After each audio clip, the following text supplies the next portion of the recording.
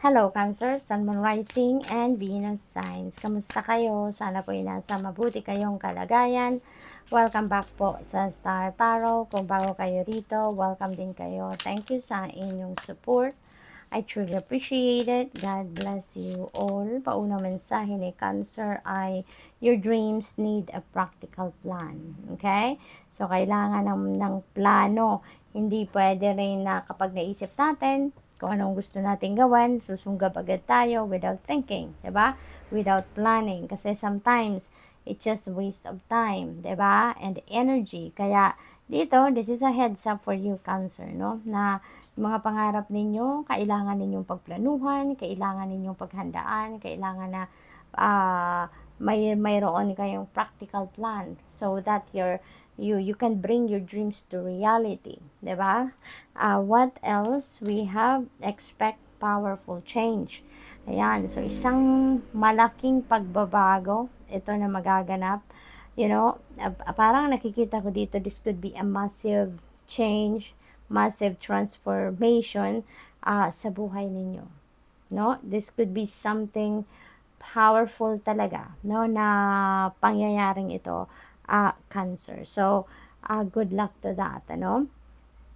Posible din, Cancer, na sa iba't ibang parte ng buhay ninyo ang pagbabagong ito. Maaring hindi lang ito sa isang parte, hindi lang ito sa isang bagay na pagbabagong ito, but this could be a change in your major areas of life.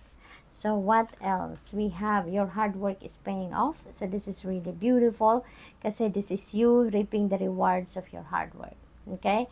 Yung pagsisikap ninyo sa pagtatrabaho, pagninegosyo, or kung ano pa man, you know, that will be paid off. No, lahat ng effort ninyo that will be rewarded. Maaring financial reward ang parating sa inyo.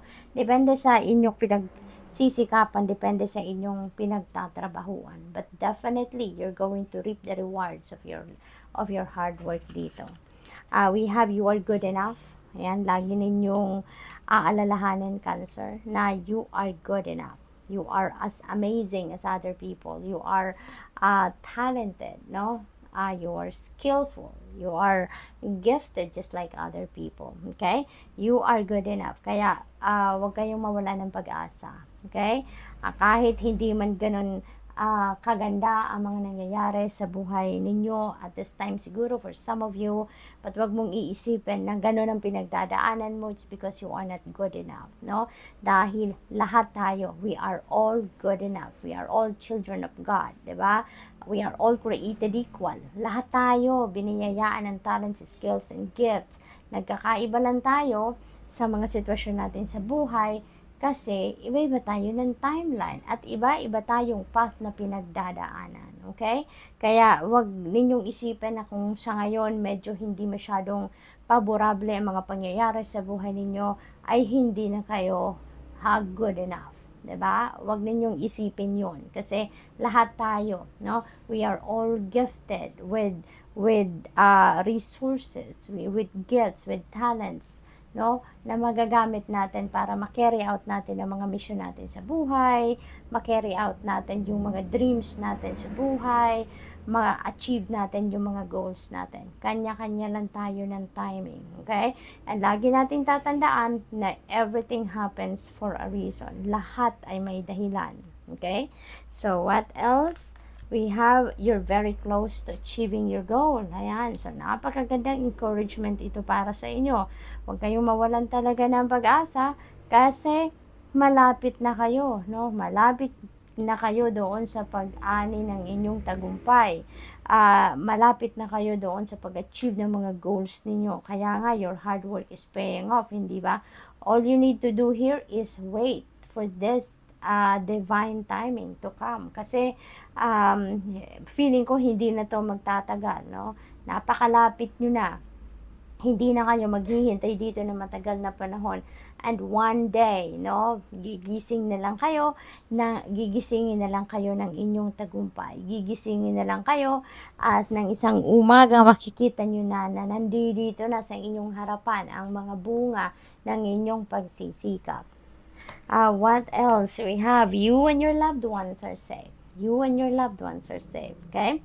Huwag kayong mag-alala. Okay? So, siguro napaka-worrisome ninyo, Cancer. Maaari din na nag-worry kayo masyado sa mga mahal ninyo sa buhay kasi siguro malayo kayo sa mga mahal ninyo sa buhay. Siguro, you're geographically separated and malayo sa isa't isa. Kasi siguro, baka nasa abroad kayo, nagtatrabaho, at yung mga anak ninyo, yung asawa ninyo, yung pamilya ninyo, yung mga mahal ninyo sa buhay ay nandito sa Pilipinas at kayo ay nasa malayong lugar, no? Maaaring ganon ang sitwasyon, or siguro kahit nandito lang din kayo sa Pilipinas, pero hindi siguro ninyo masyadong nakikita ang pamilya ninyo kaya lagi kayong nagwo-worry. But this is a guarantee sa inyo ng spirit na ikaw, pati na ang inyong mga mahal sa buhay, you are all safe. Kaya wag kayong mag-alala. Okay?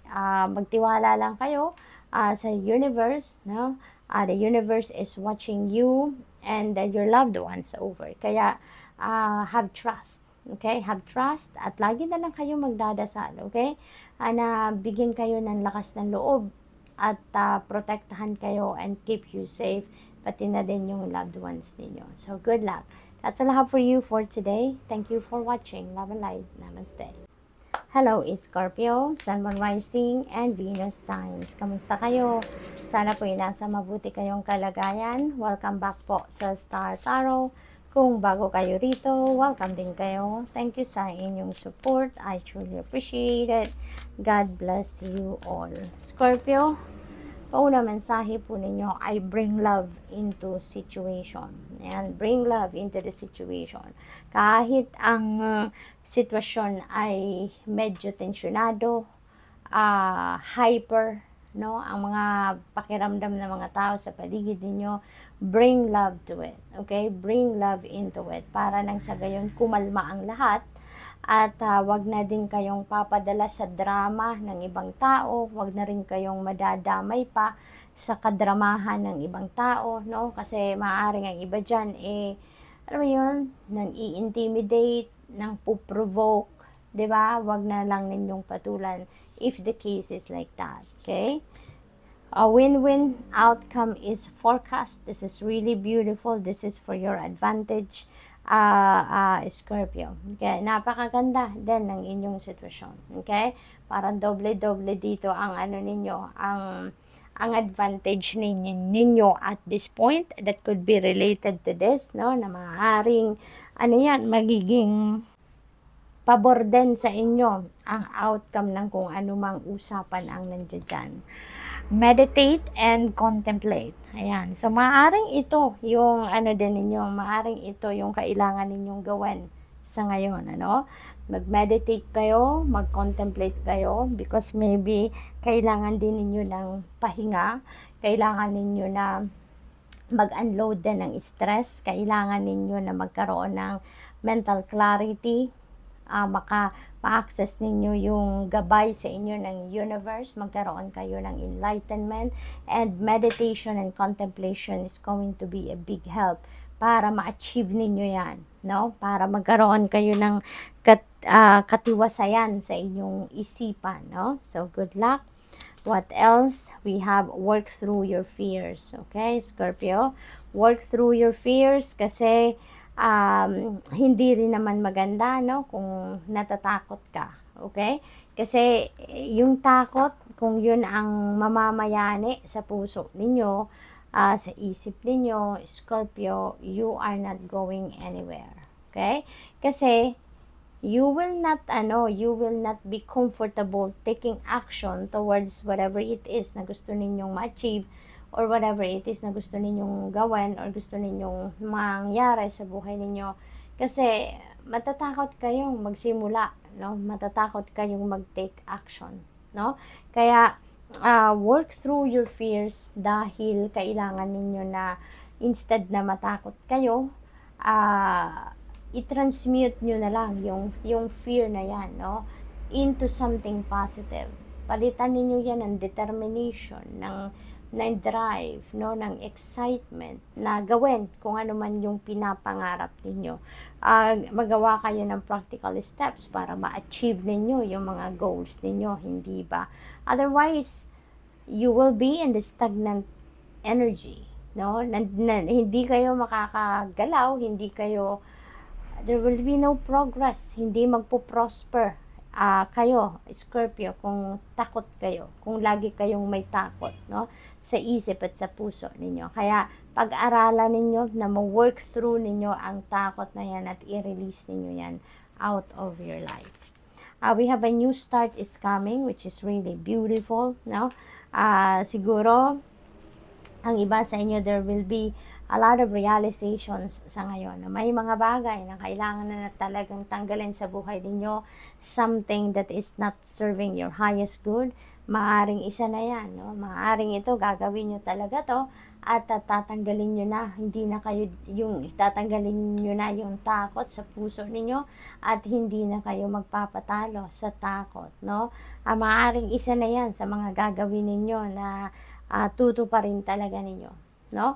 So, a new start is coming kasi maaaring magiging handa na rin ang isip at ang puso ninyo para sa isang pagbabago. Maybe handa na rin kayo na mag-embrace ng mga bagong experiences at bagong situation sa buhay ninyo, no? So, good luck. What else? We have a time for healing. Ayan, napakaganda rin, no? This is a time for healing and this could be related to healing doon sa puso ninyo. Kasi this could be related to relationship. Maaring ang iba sa inyo dito nasaktan ng kung sino man, no, ng person ninyo. Maaring pwede rin na nag-away lang kayo, nagkahiwalay, maaring ganon. At ngayon, siguro, na-work through nyo din yung feelings ninyo, na-process nyo na kung ano ang nangyari, paano nangyari, and maybe ngayon you're totally healed, no? Or posible din na ngayon papunta na kayo sa healing process. Maaring ngayon may acceptance na, may acceptance na and forgiveness na sa puso ninyo, kaya you're moving towards healing process, no? So which is really good. So good luck, and that's all I have for you for today. Thank you for watching. Love and light. Namaste. Hello Pisces, Sun, Moon, Rising, and Venus signs. Kamusta kayo? Sana po nasa mabuti kayong kalagayan.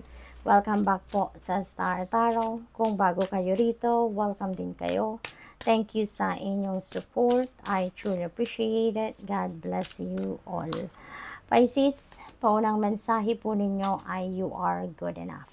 Ayan. So, napakagandang reminder ito para sa inyo. Okay? Always remember that you are good enough. Okay?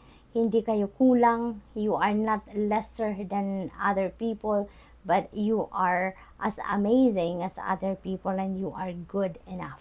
Okay? Kung kaya, no, ng ibang tao magtagumpay, yan ay kayang-kaya nyo din. Okay? Yan ang ilagi ninyong iisipin. Okay, so what else? The answers you need are coming. Wow. So, siguro maraming katanungan sa isip ni Pisces sa ngayon at huwag kayong mag-alala, no? May guaranteed answers na and they are coming. That could come in many different forms, depende sa inyong katanungan, depende sa inyong sitwasyon, no, Pisces? So, be on the lookout for that. If this message resonates with you, alam ninyo kung ano yung inyong tinatanong at alam ninyo kung anong maaring maging sagot dyan. Kaya, expect ninyo depende sa inyong pangangailangan or depende sa sitwasyon ninyo, okay? Take time to breathe out. Kailangan din ninyo na mag-step back ng kahit saglit lang sa kung ano man ang nagde-drain ng energy ninyo. Okay? It's time to breathe out. It's time to take a breather, magpahinga. It's time to relax. It's time to unwind, no? Kailangan din ninyo na huminga. Kailangan din ninyo na mag-unwind muna, mag-rejuvenate, mag-recuperate, mag-recharge. Paminsan-minsan, yan ang kailangan nating gawin. Paminsan-minsan, kailangan nating gawin yan para maging balanse tayo. Okay? Para maibalik natin yung sarili natin sa core, sa sentro. Okay? So, what else? We have, what do you need to release? Ayan. So, napakagandang tanong ito para pagmuni-munihan ninyo. No? Para pag-isip-isipan ninyo. So, maybe you really need to take time to breathe out. And with that, maybe that is the perfect time for you to reflect on things, no? Katulad na lang nito, na tanong na ito, ng spirit sa inyo. What do you need to release? Anong kailangan nyo nang i-let go sa sarili ninyo? At ano yung mga bagay, or even tao, or situation na kailangan na ninyong i-release, no? At bakit kailangan ninyong i-release? Diba? Kasi, unang-una, maybe whatever that is, no, na kailangan na ninyong i-let go, is because it's just occupying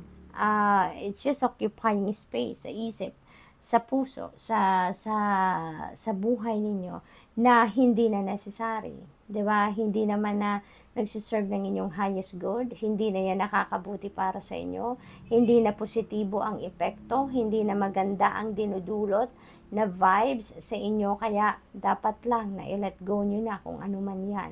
And maybe that is what you really need now to think about. No? Yan ang kailangan ninyong pagmuni-munihan. Okay?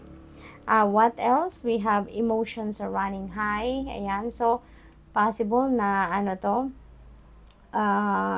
siguro excitement ito. No? Maaaring excited kayo, or siguro this is passion, or probably this is galit. This could be a strong emotion. Maaaring love yan, or maaaring that is hate, diba? So, depende sa inyong sitwasyon, but emotions are running high, no? It could be excitement then, no? No, positive, no. So, what else? A time for healing. Ayan. So, Pisces, napakaganda.